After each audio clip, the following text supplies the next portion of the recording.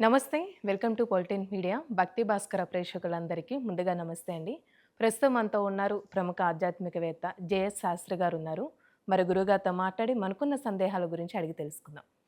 నమస్కారం గురుగారు. నమస్కారం అమ్మా.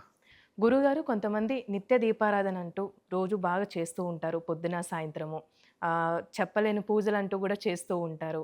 పరిహారాలు కూడా చేస్తూ ఉంటారు. ఎవరు చెప్పినా, ఏం చేసినా. అయినా కూడా వాళ్ళ ఇంట్లో కష్టాలు ఉండడం, అనుకున్న పని జరగకపోవడం, ఈ విధంగా జరుగుతూ ఉంటుంది. అయితే ఈ కార్తీక మాసంలో ఏదైనా పరిహారం అంటూ చేసుకోవచ్చా వాళ్ళకి సంబంధించి? కార్తీక మాసం అంటేనే కాదు, మిగతా రోజుల్లో కూడా చేసుకునే విధానం అంటే ఏమైనా ఉందా? శ్రీ గురుభ్యో నమ. శ్రీ మహాగణాధిపతయ నమ. శ్రీ మహాసరస్వత్యై నమ. హరి ఓం శ్రీమాత్రే నమ. నాకు నిత్య దీపారాధనల మీరు అన్నట్టుగా కార్తీక మాసంలోనూ కాకుండా నిత్యము మనం చేసే దీపారాధన వల్ల కూడా మనకు కష్టాలు గట్టెక్కలేకపోతున్నాము అనేటువంటి ప్రశ్న వేసినప్పుడు, నిత్య దీపారాధన చేసేటప్పుడు మరి దానికి ప్రమాణం ఏంటి అంటే, ఇప్పుడు మనకు వేదం ఏం చెప్పింది అంటే, సాధ్యం త్రివర్తి సంయుక్తం, 3 ఒత్తులు కలిపి ఒక దీపాన్ని వెలిగించమన్నారు. కానీ మనం ఏం చేస్తున్నామంటే, ఇక్కడ దీపాన్ని 2 ఒత్తులు వేసి దీపంలో వెలిగిస్తున్నారు. అదొకటి. రెండోది ఏంటంటే, ఖాళీ ఉన్న ప్రమిదలోకి మొదలు మనం ఒత్తి వేసేయడం, తర్వాత నూనె వేయటం లాంటివి కొంతమంది చేస్తున్నారు. కొంతమంది ఏంటంటే మొదలు ఒత్తి వేయటం, నూనె వేయటం, లేదా నూనె పోసిన తర్వాత ఒత్తి వేయటం, ఇటువంటివి రకరకాలుగా చేస్తున్నారు. ఆయన ఒత్తి ముందర వేయాలా, నూనె ముందర పోయాలా అనే విషయం తెలియట్లేదు. దాంతోపాటు త్రికరణ శుద్ధి, ఎంతప్పటికీ దీపారాధన చేయడంలో ఉన్నటువంటి ఆతృత, దీపారాధన చేస్తేనే కష్టాలు తొలగిపోతాయా అంటే, మనం వేదమంత్రం ఏం చెప్పిందంటే, ఏదైనా సంకటాలు ఉంటే కనుక నిత్య దీపారాధన ఇంట్లో ఉండాలి. ఎందుకు అంటే, అంధకారం నుంచి మనల్ని తొలగింపజేసి జ్ఞాన దీపాన్ని వెలిగించటానికే దీపారాధన తోడ్పడుతుందని దీపం యొక్క ప్రధాన లక్షణంగా చెప్పబడింది. అందుకనే మీకు ఎక్కడే దేవాలయాల్లో ధూప దీప నైవేద్యం అనేది 3 విధాలుగా స్కీమ్ కిందనో గవర్నమెంట్ కూడా అలాట్మెంట్ చేస్తున్నది. కారణం ఏంటంటే, ఈ 3 ఉండాలి దేవాలయంలో కాదు, మందిరంలో, మన పూజా మందిరంలో కూడా. అంటే ధూపము, దీపము, నైవేద్యం 3 లేకపోతే కనుక దేవుడికి కైంకర్యం అనేటువంటిది ఉండదు. కాబట్టి ఈ ధూపం అనేటువంటిది ఏంటంటే, మనకు నెగిటివ్ ఎనర్జీ ఏదైతే ఇంట్లో ఉంటుందో దాన్ని తొలగింపజేయడానికి ధూపం అనేది వేయాలి. దీపం అనేటువంటిది ఏంటంటే, మన యొక్క జ్ఞానదీపం, మన యొక్క మనస్సుని లగ్నం చేసి ఆ యొక్క దీపం త్రివర్తి దీపంగా మనం చూపించి, ఆ యొక్క నరకాత్తు ఉత్తిర్య లోకాలు పరబ్రహ్మ స్వరూపం ఏం చూపిస్తుందంటే, దీపమే పరబ్రహ్మ స్వరూపము. అందుకని ఆ దీపాన్ని మనం నిత్యము దీపారాధనలో పెట్టుకున్నట్లయితే మంచిది. నైవేద్యము, నైవేద్యం జీవుడికి ప్రధానమైంది ఏంటంటే ఆకలి. ప్రతి జీవికి ఆకలి అనేది ప్రధాన లక్షణంగా ఉంటుంది. అంటే ప్రధాన లక్షణంగా ఆకలి ఉంటుంది కాబట్టి, తదనుగుణంగా దేవుడికి పెట్టినటువంటి నైవేద్యాన్ని ఏదైతే ఉంటుందో అది మనం స్వీకరిస్తే కనుక ఆత్మ పరమాత్మ యొక్క సంయోగం జరిగేది అక్కడే. అంటే జీవం ఉన్నది తెలియాలంటే నైవేద్యం తీసుకోవాలి. అట్లా ఈ 3 మనకు చాలా ముఖ్యమైంది. అందుకని ఎవరైనా కష్టాల్లో ఉన్నా మరి ఏం చేయాలండి అని అంటే, ఉదయాన్నే నిద్రలేచి కాలకృత్యాలు నెరవేర్చుకోవాలి. అంటే సూర్యోదయాత్ పూర్వము దీపారాధన చేయాలి అని చెప్పబడింది. మనం ఏం చేస్తున్నాము, సూర్యోదయం తర్వాత చేస్తున్నాం.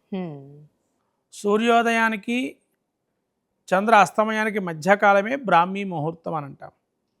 అంటే మీకు ఇది ఎక్కడ కనబడుతుంది, ఎక్కడ చూడగలుగుతాం మనము? నిజంగా చంద్రాస్తమయం మనం చూడగలుగుతామా అంటే, సుమారు మనకు భారతీయ సమయం ప్రకారం మనకు అర్ధరాత్రి సుమారు 2:30 ఆ సమయంలో. నిజంగా మనకు ఎలా కనుగొంటాము అంటే, మీరు బద్రీనాథ్ క్షేత్రం వెళ్ళినట్టయితే బద్రీనాథ్ క్షేత్రంలో మీరు కావాలంటే గమనించవచ్చు. నక్షత్రాలు, చంద్రమండలము 2:30 నుంచి 3 వరకు కనబడుతూనే ఉంటుంది. పావుదక్క 3 అయ్యిందంటే ఎంబటే కనబడకుండా ఆకాశం అంతా నిర్మలంగా ఉండిపోతుంది.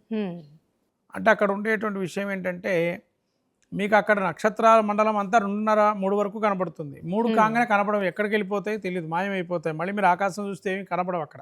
3 తర్వాత మొత్తం అంటే ఆ బ్రాహ్మీ ముహూర్తం ఎందుకు చెప్పారు, కారణం ఏంటి అంటే, ఆ ఒక లక్షణం ఉన్నది. మీరు బద్రీనాథ్ క్షేత్ర దర్శనం చేసినప్పుడు అక్కడ గమనించాల్సిన విషయం ఏంటంటే, 2:45 కల్లా మీకు చంద్రుడు, నక్షత్రాదులు 3 గంటల కల్లా కనబడకుండా ఉంటాయి. అది ప్రధాన లక్షణం. అందుకని చంద్రాస్తమయం సూర్యోదయానికి మధ్యకాలము ఏదైతే ఉంటుందో ఆ మధ్యకాలంలో దీపారాధన చేయాలి అని. అప్పుడే మనకు ఆత్మ పరమాత్మకు అనుసంధానమైనటువంటిది జ్ఞానదీపం. మళ్ళీ సాయంత్రం సమయంలో దీపారాధన ఎప్పుడు చేయాలండి అంటే సూర్యాస్తమయం చంద్రోదయానికి పూర్వము. చంద్రోదయం ఎప్పుడవుతుంది అంటే సూర్యాస్తమయం మనకు 5:30 6 గంటలకు ఉన్నదనుకోండి. చంద్రాస్తమయం మళ్ళీ మనకు చంద్రోదయం ఎప్పుడవుతుంది సుమారు 7:30. అంటే మనకు కాలం ఎప్పటివరకు ప్రదోషకాలం చెప్పబడేది ఏంటి 5:15 నుంచి 7 మధ్యలో దీపారాధన, గోధూళికా ముహూర్తం అంటాం. ఆ సమయంలో దీపారాధన చేయాలి. ఈ దీపారాధనలో కూడా నిత్యము శక్తి ఉన్నవారు నెయ్యితో దీపారాధన చేస్తే చాలా ప్రాముఖ్యము. నెయ్యితో గోఘృతం. ఎందుకంటే మనకు ఏం చెప్పబడింది శాస్త్రము ధర్మంలో కూడా అంటే కామధేను సమద్భూతం సర్వక్రతు సంస్థితం దేవానాం ఆజ్యమాహారం మతశాంతం ప్రయచ్చమే. అంటే కామధేనువుతో వచ్చేటువంటి దానము కానీ దానిలో వచ్చేటువంటి ఆజ్యం ఏదైతే నెయ్యి ఉంటుందో దానిలో అది దేవుడికి ఆహారం అని అన్నారు అక్కడ. మనం నెయ్యి దానం చేసేటప్పుడు ఈ శ్లోకం చెప్తూ ఉంటాం. అందుకని నెయ్యి గనక మనం దీపారాధనలో వాడితే గనక శక్తి ఉన్నవారు ఖచ్చితంగా లక్ష్మీ అనుగ్రహం కలుగుతుంది.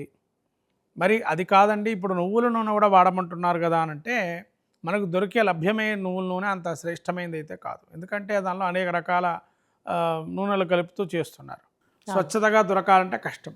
కాబట్టి మనం గనిలోకి వెళ్ళి నువ్వుల నూనె తీసుకొని ఆ నువ్వుల నూనెతో మనం దీపారాధన చేసినట్టయితే మనకు ఉండే కర్మదోషాలు తొలగిపోతాయని చెప్పబడింది.